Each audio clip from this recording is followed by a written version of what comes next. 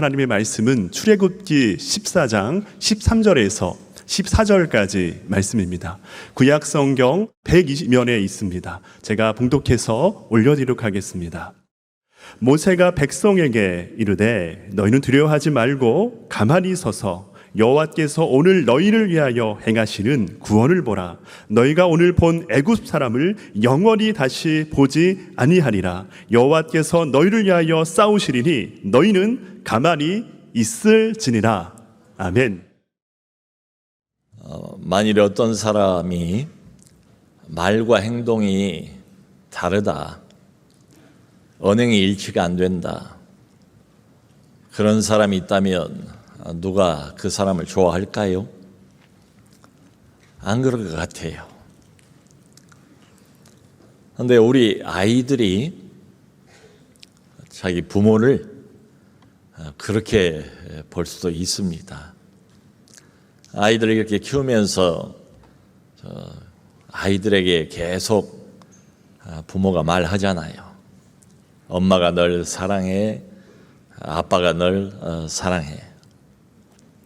아이들은 자라면서 여러 번 이 이야기를 반복해서 들어요. 참 좋지요.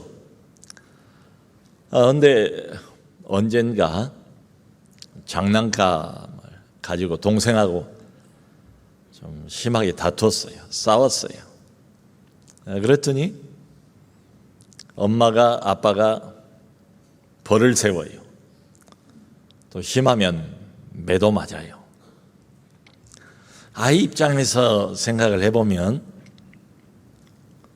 나는 별로 잘못한 것도 없는 것 같은데 왜 저러시나? 우리 엄마 아빠는 나를 사랑하지 않는가 보다. 뭐 이렇게 생각할 수도 있죠. 근데 사실은 어떻습니까? 남의 자식 같으면 그러겠어요? 내 자식이니까, 사랑하니까, 아끼니까 바로 고치기 위해서 예를 쓰는 거죠. 우리 하나님이 비슷하세요. 아이들이 한 3살, 4살 되면 이제 그때부터 본격적으로 성장을 하지 않습니까? 그러니까 이제 밥을 먹어야 돼요. 근데 어떤 아이들은 밥을 자꾸 안 먹으려고 해요. 대신에 초콜릿만 찾습니다. 사탕만 달라고 해요. 엄마는 식사 때마다 그런 아이 숟가락 들고 뒤를 따라다니면서 밥 한 숟갈이라도 더 먹이려고 애를 쓰지요. 근데 아이 입장에서 보면 엄마가 나를 사랑한다고 해놓고 내가 원하고 좋아하는 초콜릿은 안 주고 먹기 싫은 맛없는 밥만 자꾸 먹이려고 해요. 오해할 수가 있죠. 우리 하나님도 이거하고 비슷하세요. 성경을 보면 하나님께서 우리에게 계속 반복해서 여러 번 말씀하세요. 내가 너를 사랑한다. 내가 너를 사랑해. 이게 사실이잖아요. 하나님이 그래서 선택하셨고 그래서 하나님이 우리를 구원하셨어요. 그래서 우리를 하나님의 자녀로 하나님이 만드셨어요. 자, 얼마나 좋습니까? 얼마나 감사합니까? 우리 하나님의 자녀예요. 사랑받는 자녀예요. 자, 그런데 다른 면으로 보면 우리가 광야 인생길을 살아가면서 늘 현실과 맞닥뜨리잖아요. 근데 우리의 살아가는 현실은 어떻습니까? 현실은 여전히 어려워요. 눈앞에는 여전히 문제가 있어요. 문제가 그친 날이 없어요. 문제가 계속돼요. 그러니까 건강의 문제도 있고요. 재정의 문제도 있고요. 관계의 문제도 있어요. 직장의 문제도 여전하고 결혼의 문제도 여전히 난관이에요. 그러니까 자녀 입장에서는 이렇게 생각할 수도 있지 않겠어요? 하나님은 나를 사랑한다고 말은 하면서 정작 내가 원하는 것은 주지를 않으시고 원치 않는 것만 골라서 이렇게 주시는가? 그런 하나님이 잘 이해가 안 가요. 그래서 믿음이 자꾸 떨어져요. 그러다 보니까 아하, 우리 하나님은 말은 사랑한다 하지만 말과 행동이 다르시구나, 언행이 일치가 안 되는구나, 이렇게 오해할 수도 있어요. 이게 심하면 하나님을 원망합니다. 하나님께 불평합니다. 더 심하면 하나님 같은 건 없어 하고 교회를 떠나버릴 수도 있어요. 지금 이런 상태가 오늘 본문에 등장하고 있는 이스라엘 백성들의 상태예요. 출애굽기 14장의 배경은 출애굽입니다. 말 그대로 출애굽. 애굽 땅에 있을 때에 바로 이제 몇 주 어간입니다. 몇 주 어간에 큰 기적을 10가지나 자기들 눈으로 똑똑히 보고 똑똑히 듣고 온 몸으로 경험을 했어요. 하나님께서 애굽 왕 바로에게 모세를 통해서 말씀하세요. 내 백성을 내놓으라, 내 백성을 보내라. 바로 왕이 말을 들을 리가 없지요. 마음이 강팍한 이 바로 왕이 버팁니다. 불순종해요. 그러자 하나님께서 애굽 전역에 무려 10가지나 되는 대재앙을 일으키세요. 하나하나가 다 하나님의 큰 권능을 보여줍니다. 피재앙으로부터 시작을 해요. 마지막 장자의 죽음의 재앙까지 불과 짧은 시간, 몇 주 안 되는 시간 안에 이 하나님의 백성들, 이스라엘 백성들이 이걸 다 경험을 해요. 하나님께서 명령하신 대로 하나님의 지팡이라고 부르지요. 하나님의 지팡이를 아론이 모세의 대리인으로 그걸 잡습니다. 하나님의 명령 따라서 애굽 물들 위로 그 지팡이를 잡은 손을 내밉니다. 그러자 삽시간에 나일강 전체가 피로 변해요. 심지어는 마시기 위해서 집 안에 떠다 놓은 물까지 피로 변해버립니다. 도무지 마실 수가 없어요. 물이 끊어져 버렸습니다. 그래서 막 부랴부랴 다른 샘을 파는 이런 장면도 자세하게 나와 있어요. 그리고 물고기가 이제 떼죽음을 당하니까 악취가 나기 시작합니다. 이거부터 시작을 해요. 재앙을 당하면, 어려워지면 두 손 드는 것 같다가 또 이게 지나가면 바로 왕이 또다시 마음을 완악하게, 마음을 굳게 닫아버려요. 계속 재앙을 받습니다. 그래서 나중에는 하나님께서 마지막 10번째 최후의 심판처럼 마지막 재앙을 내리세요. 애굽 전역에 모든 애굽 사람의 가정에 그 밤에 곡소리가 났습니다. 심지어는 왕궁, 바로 왕의 가정, 왕의 첫 번째 아들 장자부터 시작해서 다 죽어요. 애굽에서의 가장 최하위 계층, 심지어는 감옥에 있는 사람들, 그 사람들의 가정에 있는 장자까지, 그러니까 가장 못 살고 어렵고 형편이 안 된 이런 사람들의 집안까지 첫 아들 장자는 하나님이 다 죽이세요. 하나님의 심판입니다. 그런데 모세를 통해서 이스라엘 백성들은 미리 살 길을 알려주시잖아요. 너희는 1년 된 숫양을, 어린 양을 잡으라. 그리고 그 어린 양의 피를 들어가는 문 양쪽에 있는 기둥에 바르고 그 문 위쪽에 바르라. 그러면 하나님이 지나가시다가, 하나님의 천사가 가다가 그 피가 바라져 있는 집은 보고 그냥 넘어가리라.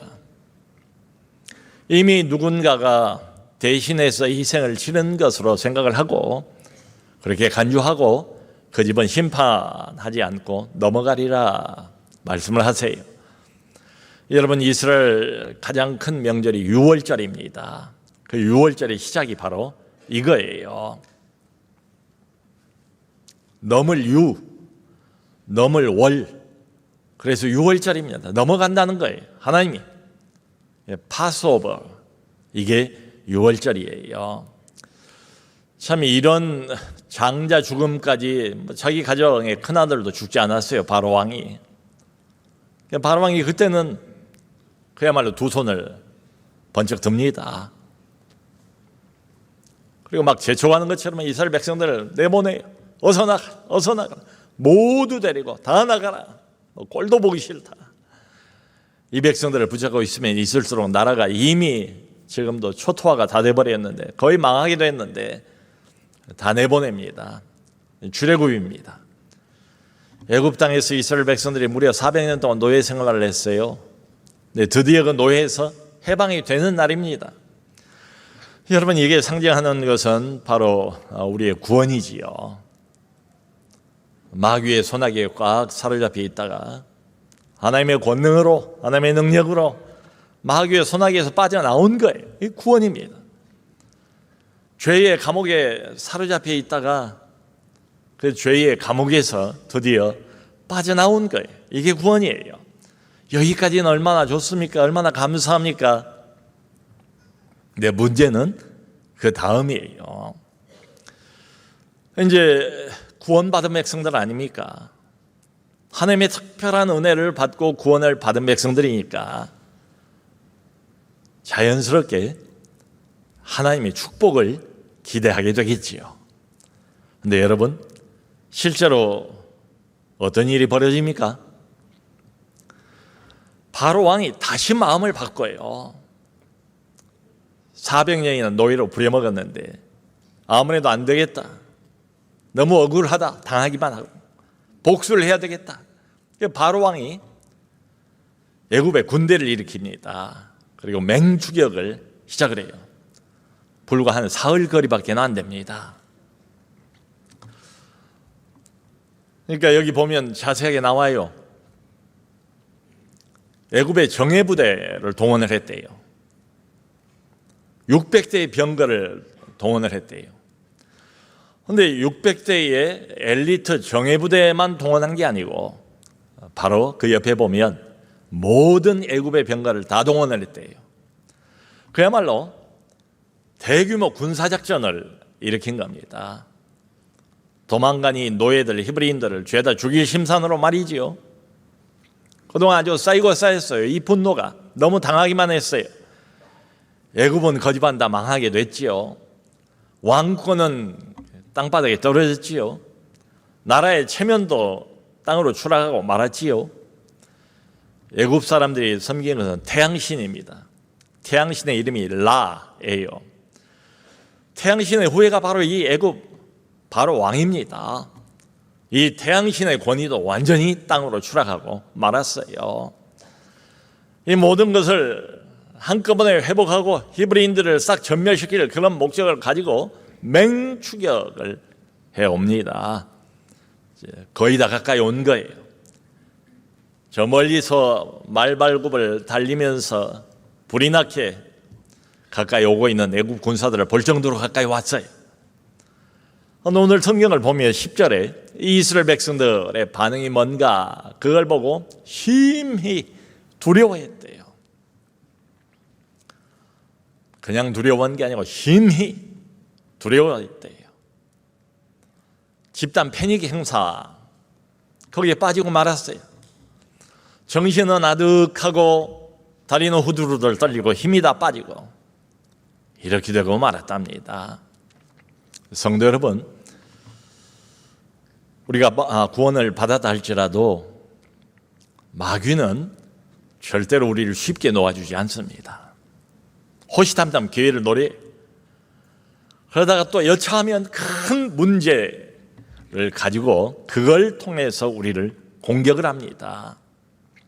그럼 우린 정신이 또 아득해집니다. 두려워져요. 마음속으로 이제 죽었구나. 여기가 끝이구나. 뭐 이런 생각이 들 정도예요. 여러분, 이럴 때에는 하나님이 잘 보이질 않아요. 그저 문제만 보여요. 그 문제도 마치 태산처럼 이게 확대가 돼서 보여요. 이럴 때는 그나마 가지고 있던 믿음도 다 사라져 버립니다.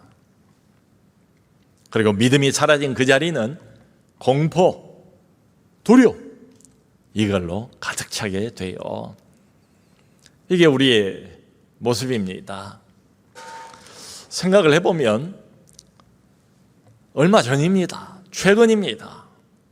수주 사이에 10가지나 되는 대단한 하나님의 권능, 기적, 하나님의 영광을 자기들 눈으로 보았잖아요. 자기들 온몸으로 겪지 않았습니까? 애굽 전역에 이런 재앙 저런 재앙이 퍼부어질 때도 자기 백성은 안전하게 하나님께서 지키시잖아요. 자기들이 다 경험을 했어요. 이게 이론이 아니에요. 최근에 일어나는 일들이에요. 그리고 마지막 누구도 상상하지 못했던 장자의 죽음,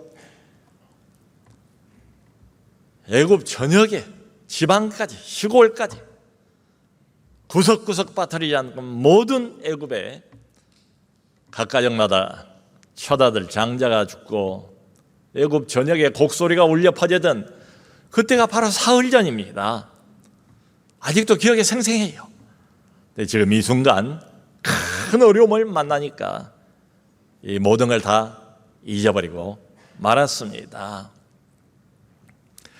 여러분, 이런 걸 보면 두려움의 감정이라는 것은 학습이 안 돼요. 두려움을 몇 번 경험해봤다고 해서 이 두려움이 학습이 됩니까? 인간이 희로애락 여러 감정이 있잖아요. 그런 감정을 늘 느끼면서 살아가지 않습니까? 근데 그 중에서 가장 기본적인 감정은 기쁨의 감정이 아닙니다. 두려움의 감정이에요. 여기가 완전히 사로잡혀 버리는 겁니다. 여러분, 우리도 과거를 잠깐 돌아보면 어떻습니까? 과거에도 어려움이 있었고 아슬아슬한 때가 있었고 벼랑 끝에 서 있는 것 같은 절체절명의 위기의 순간들이 있었잖아요. 없었던 게 아니잖아요. 근데 정말 여러 번 하나님께서 나를 구원하셨어요. 그걸 내가 경험했어요. 그야말로 깊은 수렁과 같은 어려움이었는데 도무지 나는 빠져나올 수가 없어요. 근데 하나님이 정말 기적처럼 꺼내주셨어요. 하나님의 권능으로 나를 구원해 주셨어요. 회복시켜 주셨어요. 그걸 여러 번 경험을 했습니다. 그걸 경험할 때는 마음에 확신이 있었지요. 하나님은 정말로 살아계시구나. 살아계신 그 하나님, 성경대로 하나님이구나. 하나님은 정말 나를 도와주시는 분이구나. 이걸 확신을 했어요. 근데 지금 또 다른 새로운 문제를 만났습니다. 큰 문제를 만났습니다. 다시 난관에 부딪혔어요. 그러자 다시 마음이 짓눌립니다. 영혼이 그 문제에 다시 눌려버리고 말아요. 그리고는 다시 두려움에 사로잡힙니다. 다시 공포, 패닉 상태, 이걸 경험을 하게 돼요. 이런 거 보면 두려움은 학습이 안 돼요. 학습 효과가 없는 것 같아요. 여기 오늘 본문 11절 12절을 보면 이스라엘 백성들이 모세와 아론이 지도자니까 눈에 보이는 지도자에게 불평, 원망, 분노 이걸 다 쏟아놓아요. 뭐라고 말하는가 하면은 아니 애굽에 매장지가 없어서 우리를 광야까지 끌어내서 여기서 우리를 죽이려고 하느냐. 그 애굽에 있을 때에 당신들이 나가자고 했을 때 우리가 뭐라고 말했느냐. 우리를 좀 내버려 두라. 내버려 두라고 말하지 않았느냐. 내 기어이 끌고 오더니 이게 무슨 꼴이냐. 지금이라도 다시 애굽으로 돌아가서 애굽 사람들을 섬기는 것이 이 광야에서 죽는 것보다 낫겠노라, 뭐 이런 이야기를 마구 쏟아 놓습니다. 그 내용들이 성경에 아주 자세하게 기록이 되어 있어요. 그러니까 아무 말이나 막 하는 거예요. 막말을 막 하는 거예요. 안 해야 할 말까지 막 하는 거예요. 그냥 두려움 때문에 정신이 없다 보니까 이 말 저 말을 막 쏟아 붓는 겁니다.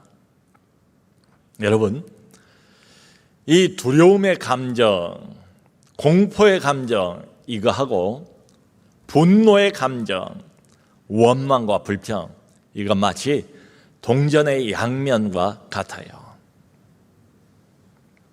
두려워하기 때문에 그게 분노로 표출이 되는 거죠. 생각해 보니까 내가 별로 잘못한 것도 없는 것 같아요. 근데 왜 내가 이렇게 큰 고통을 당해야 되는가? 별로 잘못한 것도 없는데. 그리고는 지금 마음속에 느끼고 있는 이 두려움, 이 공포, 이걸 스스로는 못 이겨요.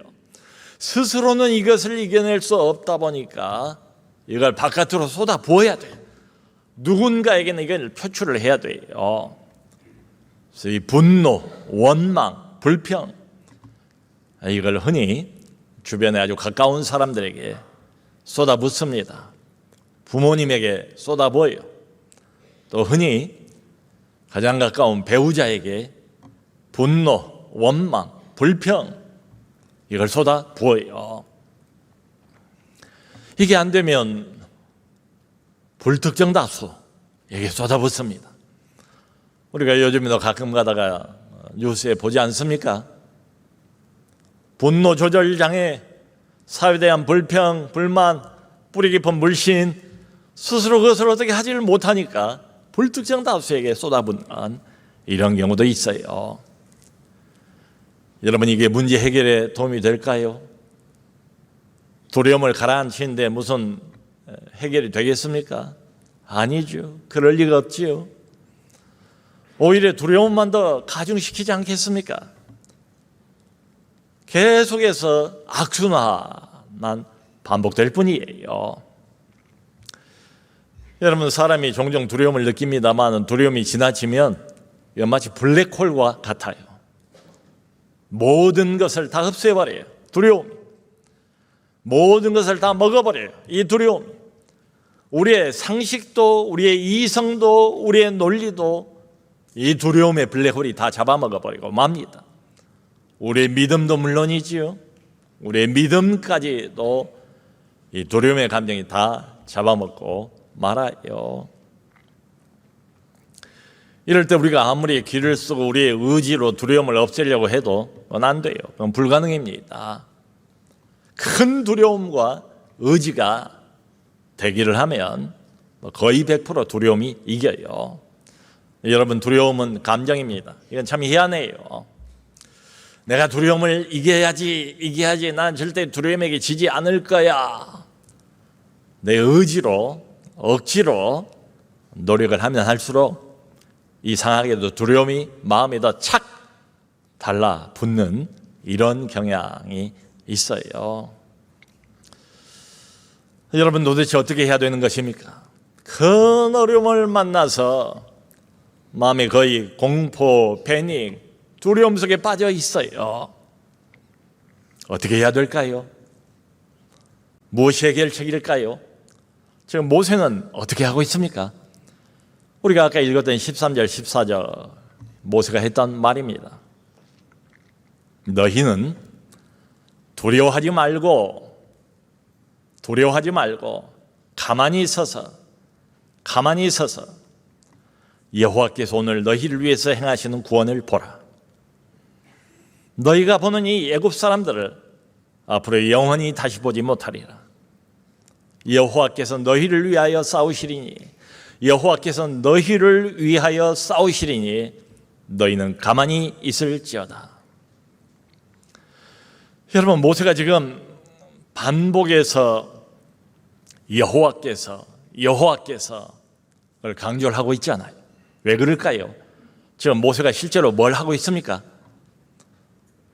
여호와 하나님을 이 백성들로 하여금 기억시키고 있어요. 사흘 전까지만 해도 대단한 권능과 영광을 보이셨던 그 하나님, 이 백성들 모두가 자기들의 눈으로 똑똑히 보고 몸으로 경험을 했던 그 살아계신 하나님, 지금 그다란 문제 앞에서 마음이 다시 짓눌려서 까맣게 잊어버리고 있는 그 하나님, 그 하나님을 기억시키고 있어요. 그 하나님을 바라보게 만들고 있어요. 여러분, 우리가 두려움에 이렇게 빠지게 되면 공통적인 현상이 바로 이것입니다. 어떤 문제든 상관없어요. 문제의 종류는 많습니다. 근데 어떤 문제든지 간에 그 문제 때문에 내 마음이 눌리고 그리고 두려움에 빠져버리면 공통적으로 하나님을 잊어버려요. 하나님을 망각해버려요. 내가 언제 하나님을 믿었던 사람인가 싶게 까맣게 하나님을 잊어버려요. 지금 잊어버리고 있는 이 백성들에게 모세가 하는 일은 딱 한 가지밖에 없습니다. 다시 하나님을 기억시키는 겁니다. 여호와께서 그러므로 사랑하는 성도 여러분, 커다란 문제, 그 문제 앞에서 줄 모르고 두려움에 빠져있는 나 자신, 이걸 극복하는 비결이 뭔가? 우리의 시선을 바꾸는 겁니다. 지금 당장 바꾸는 겁니다. 모세처럼 바꾸는 겁니다. 다시 하나님을 바라보는 겁니다. 하나님께로 시선을 돌리는 겁니다. 이게 문제만 바라보고 있던 시선, 그러면 두려움이 점점 깊어지지요. 그 문제만 바라보고 있는 시선을 떼어서 살아계신 하나님께로 시선을 옮기는 거예요. 지금 그 일을 모세가 하고 있습니다. 우리에게 필요한 건 바로 이거예요. 왜냐하면 여러분, 이유가 있습니다. 눈앞에 태산처럼 커다란 문제, 난제, 난관, 사실입니다. 이거 도피할 수 없습니다. 이 문제로부터 도망갈 수 없어요. 이게 현실이에요. 벼랑 끝에 서 있는 것 같아요. 내 힘으로는 도저히 이 문제를 극복하지 못해요. 이것도 현실입니다. 이것도 사실입니다. 근데 여러분, 문제만 있습니까? 하나님도 있잖아요. 전능하신 하나님도 있잖아요. 불가능이 없으신 하나님도 있잖아요. 이것도 사실이잖아요. 이것도 팩트잖아요.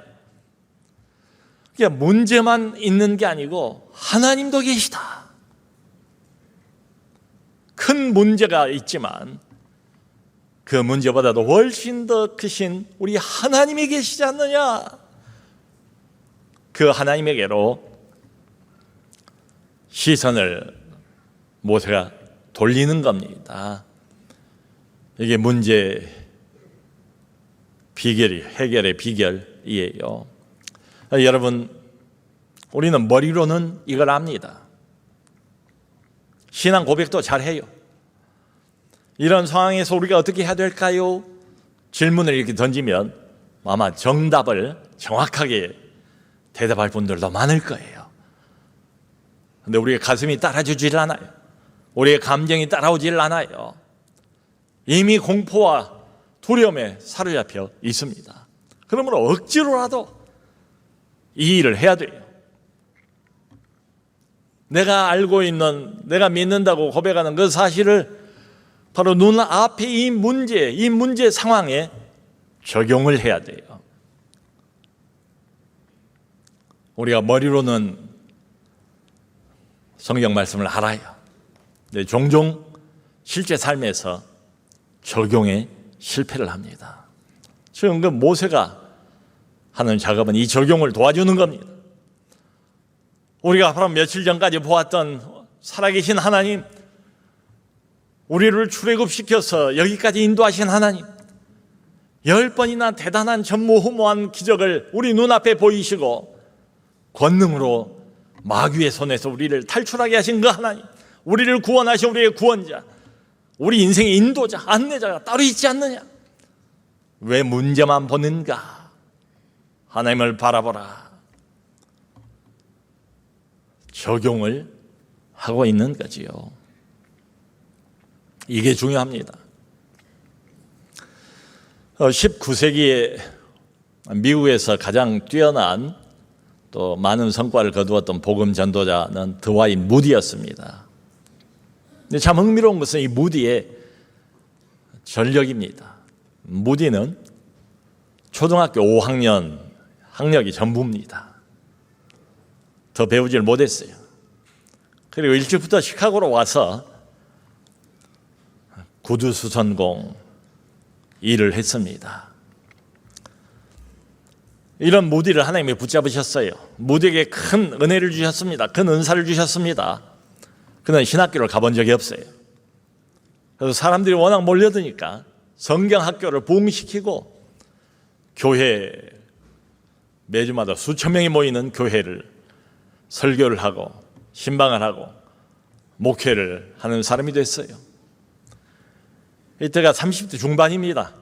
이미 시카고에서 대표적인 교회 중에 하나가 됐어요. 그러다가 1871년 10월 달에 시카고에 대화재가 났습니다. 도시 인구가 한 10여만 밖에 안 되는데 이 불 때문에 주택이 집이 한 17,000여 집이 소실이 되고 약 3분의 1 정도인 3만 명이 이재민이 됐답니다. 300명 이상이 사망하는 대형 사고였습니다. 무려 사흘 동안 그치지 않고 시카고의 밤하늘을 밝혔다고 해요. 무디가 힘을 하던 교회, 성경학교, 살고 있던 집 전부 다 불에 타서 없어져 버렸습니다. 다 잿더미로 변하고 말았어요. 그 잿더미 위에 무디가 무릎을 꿇고 하나님 앞에 기도를 합니다. 하나님, 저는 모든 것을 다 잃어버렸습니다. 그러나 주님 당신은 잃어버리지 않았습니다. 모든 건 다 잃어버렸지만 주님은 잃어버리지 않았습니다. 저는 무엇을 해야 되겠습니까? 그렇게 물은 거예요.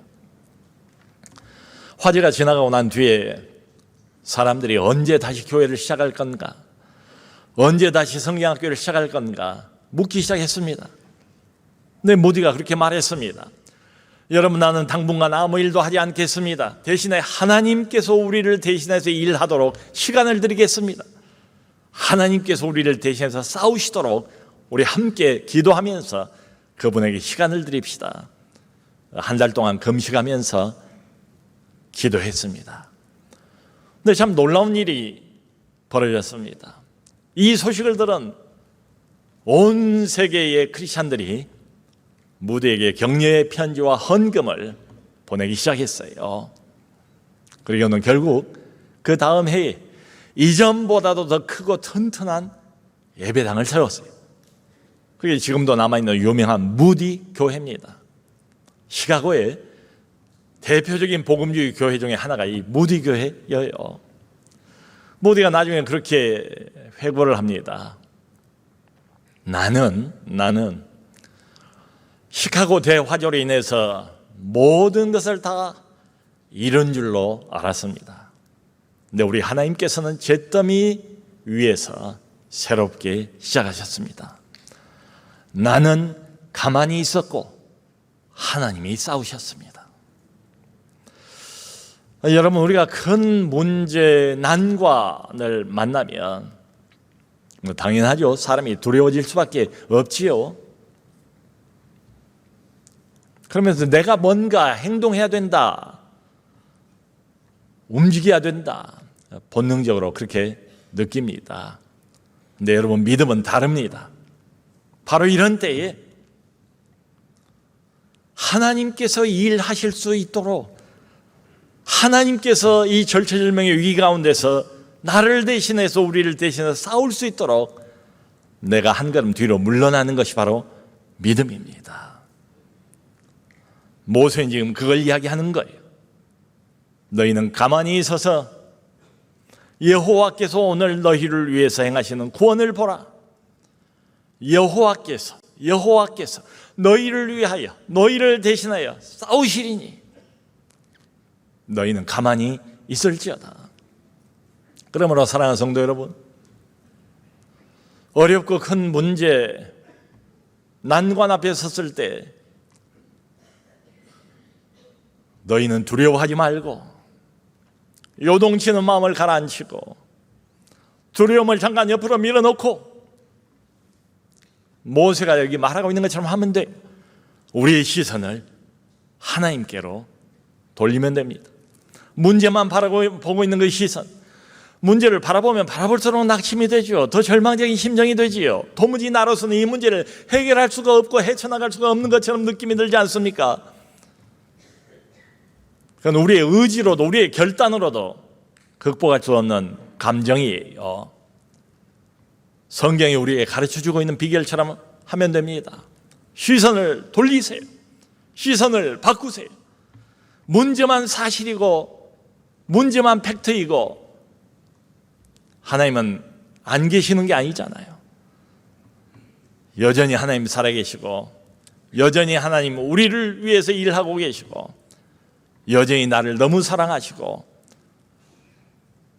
너무도 사랑하셔서 하나밖에 없는 독생자를 십자가에 못 박아 내어주실 때까지 그 정도까지 나를 사랑하신 그 하나님, 내 인생의 주권자 되시고 주인 되신 하나님, 그 하나님이 지금도 살아계시고 지금도 일하고 계시고 지금도 나와 함께 하신다는 것도 사실 아닙니까? 그러므로 문제 앞에서 흔들리지 마시고 두려워하지 마시고 가만히 있어서 요동치는 마음을 가라앉히고 하나님을 바라보시기 바랍니다. 하나님께로 시선을 돌리시기를 바랍니다. 믿음을 가지시고 과거에 나를 도우시고 나를 여러 번 구원하셨던 그 동일하신 하나님이 지금도 이 순간도 이 문제에도 나와 함께 하시다. 믿음을 가지고 모든 것을 그분에게 맡기는 우리 모두가 될 수 있기를 주 예수 그리스도 이름으로 축원합니다.